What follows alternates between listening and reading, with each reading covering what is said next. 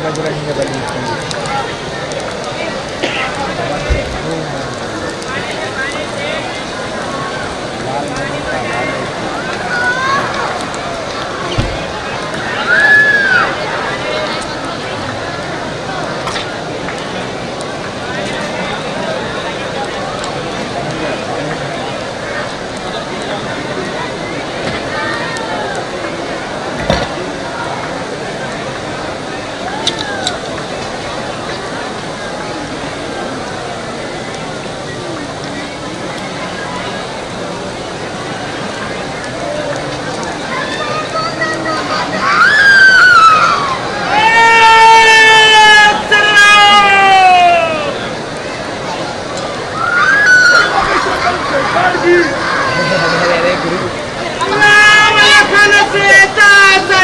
बजरंगबली की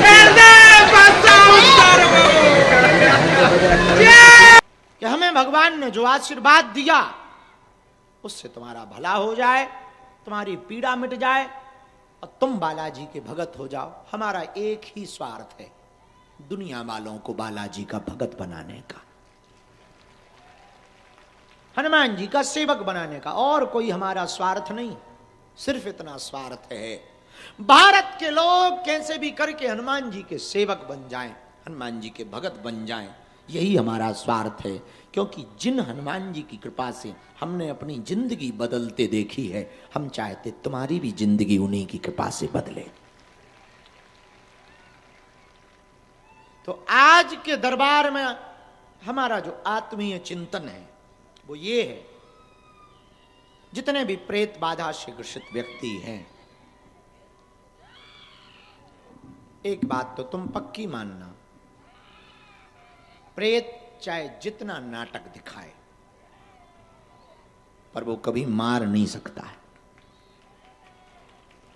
पर मरने की हालत कर सकता है, मरने के विचार दे सकता है। हां, जो भगवान ने जैसे फिर लिख दी वो भी कोई काट नहीं सकता। रामायण में लिखा, जन्म विवाह मरण गति सोई, जहीं विधि लिखा सो तहीं विधि होई। जन्म विवाह और मृत्यु जिस विधि से लिखी है उसी विधि से होगी, जैसे लिखी है वो वैसे ही होगी। अब प्रेतवादा से लिखी होगी तो वैसे ही होगी। इतना हम तुमको दावे के साथ कह सकते हैं आज शनिवार को। अब भगवान ही तुमसे रूठा हो तो बात अलग, पर यदि भगवान तुमसे रूठा नहीं होगा तो हमें अपने गुरु के बल पर भरोसा है कि तुम्हारी समस्या हमारे बस में है। हाँ, अब भगवान रूठा हो तो अब हम नहीं, फिर भगवान से हम बड़े नहीं हैं, हम तो उनके चाकर हैं, उनके ही बल पे हम कृपा कर सकते हैं। आप उनकी प्रार्थना, और हम जानते मानते कुछ ज्यादा नहीं है, प्रार्थना जानते। भगवान तुमसे रूठा हो, अब हनुमान जी ही चाहें कि तुम्हारी ऐसे ही गति रहे तो बात अलग है, वरना जितना हमने गुरु के चरणों में रह के पढ़ा, समझा, जाना, तंत्र को, मंत्र को, मारण को, मोहन को, वशीकरण को, स्तंभन को, उच्चाटन को, श्मशानी विद्या को, अघोरी विद्या को, बंगाली विद्या को, पश्चिम में भी हुई, विदेशों में भी तंत्र चलता है। विदेशों की पश्चिम देशों की जो विद्या है उसका नाम है बूडो पद्धति। वहां भी एक पद्धति चलती है बूडो पद्धति। भारत में उसका नाम पाद तले की क्रिया। पाद तले का मतलब पश्चिम में पुतली बना करके प्रयोग ज्यादा किए जाते हैं, तो उसको अंग्रेजी में कहा गया बूडो पद्धति। बूडो का तंत्र बड़ा खतरनाक होता है, और सबसे ज्यादा खतरनाक हमने पश्चिम में भी बहुत पढ़ाई, जितनी गुरु ने कृपा की पढ़ी, तो जर्मनी आदि देशों में, ग्रीस, यहाँ का तंत्र थोड़ा ठीक ठाक पावरफुल है। बाकी जितना हमने गुरु कृपा से पढ़ा और जाना, हम इतना कह सकते हैं अपने गुरु के बल के प्रभाव से ऐसी कोई विद्या नहीं जिसका तोड़ बागेश्वर बालाजी की कृपा से ना हो। हां, कई बार तीर निशाने पे नहीं लगता, कई बार तीर निशाने पे नहीं लगता। कई बार ऐसा होता है कि हम लोग बड़े डॉक्टर से ठीक नहीं होते, पर गांव के वैद्य जी के चूरन से ठीक हो जाते, ऐसा भी होता है।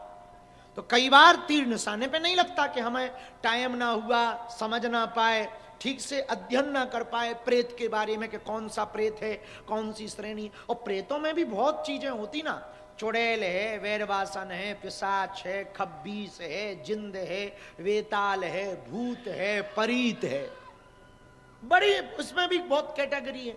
जब उसको ना पढ़ पाओ, कोई कला चूक जाओ या कोई चूक हो जाए, तो कई बार वो चीज थोड़ा दिनों खींच लेती है, समय ले लेती है। ठीक तो हो ही जाती है पर समय ले लेती, पर एक बार समझ आ जाए गुरु प्रेरणा से कि ये इस पे ऐसा ऐसा है, आंखें बता देती, वो तो जो हमारे पास गुरु कृपा है वो बता देती है कि ये ऐसा ऐसा है, इसको ऐसा ऐसा। जो हमारे पास जो सेनापति है उनका 2028 में यहां मंदिर बन रहा है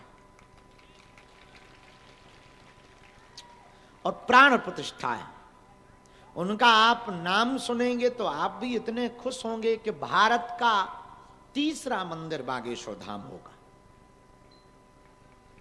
तीसरा।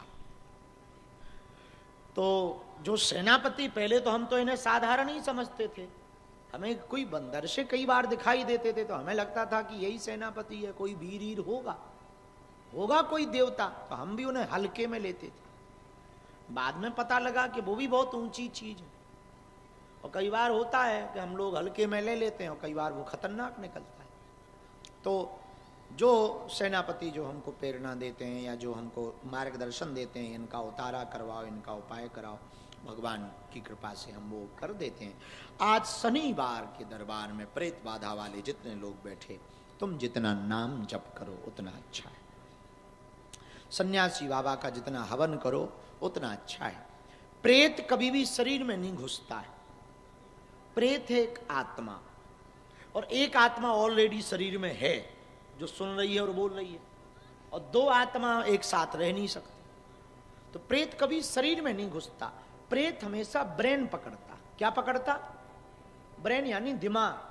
वो जैसी जैसी दिमाग में विचार देता वैसा वैसा शरीर करता। कई लोगों का मन करता अब हम चिल्लाएं, ओ, और कई लोगों में नहीं, चिल्लाना नहीं है, सिर पटकना है। तो जैसा जैसा प्रेत विचारों को बोलता, जैसे जैसे विचार भरता, शरीर वैसा वैसा करता। बागेश्वर धाम पर मंदिर के पीछे जो पेड़ लगा है वो प्रेतराज सरकार का है। वहां प्रेतराज सरकार भगवान विराजमान है। प्रेतराज कौन है? हनुमान जी का ही एक रूप प्रेतराज का है, एक अवतार है। तो जैसे देवी का भोजन, काली का भोजन रक्त बीज आदि के नरमुंडों को काटकर रक्त पीना है, हनुमान जी का प्रसाद लड्डू है, भगवान कृष्ण का प्रसाद माखन है, वैसे ही प्रेतराज सरकार का जो प्रसाद है वो प्रेत है। उन्हें भोग ही प्रेत का लगता है। और मजेदार बात सुनो, उन्हें रोज यही भोग चाहिए। हाँ, एक और मजेदार बात आपको यहां की पता नहीं होगी, ऐसा कोई भी दिन नहीं है आज तक का जिस दिन कोई एक ना एक प्रेत रोगी ना आया। आएगा ही आएगा, क्योंकि उन्हें भोग ही इसी का लगता। और दूसरी बात यह है कि वो भूखे रह नहीं सकते। अब मजेदार बात यह है कि लॉकडाउन में 22 तारीख हमें याद है, पहला लॉकडाउन जब पूरा भारत लॉक हुआ था, शायद मार्च था, शायद मार्च, 22 मार्च को भारत लॉक हुआ तो कोई घर से निकले ना। हमने उस दिन सोचा कि आज तो सरकार का भी पत्ता साफ। जब आदमी नहीं निकलना है, वो धाम पे भी आदमी नहीं रुकना है, तो अब इन्हें कहां से भूत मिलेगा हलवा? और चाहिए किसी ना किसी पर सवार। अपन तो इसी नजर में थे, कोई था ही नहीं, अकेले ही थे। तो बाहर बैठ, 2 चेले थे और हम अकेले थे। हम बाहर बैठे चेक कर रहे थे, बढ़िया कह रहे थे, काओ गुरु आज तो सफा चट्टे है। और 22 तारीख का लॉकडाउन तुम लोगों को याद हो ना हो, इतना खतरनाक लॉकडाउन, सच में कोई नहीं निकला। 12 बज गए, 1 बज गया। उन्होंने कहा कि हो गया कांडास्त, खेल हो गया। 2:45 बजे बगल के गांव की एक महिला, उसका पति हाथ जोड़े पीछे पीछे, अब वो आगे आगे खेतों से चली आए। और जब वो आकर के प्रेतराज के पेड़ के पास लिपटी, तब हमसे वो बोले, कौ चेला। हमने कहा आप क्या कहें, हम समझ गए तुम्हारा खेल। तुम्हें भोजन चाहिए था तो तुमने अगली बगल खोज ली। तो प्रेतराज का भोजन है, प्रेतराज सरकार का प्रेत। तो जितने भी प्रेत से, तंत्र से, मंत्र से ग्रसित रोगी हैं, आप सब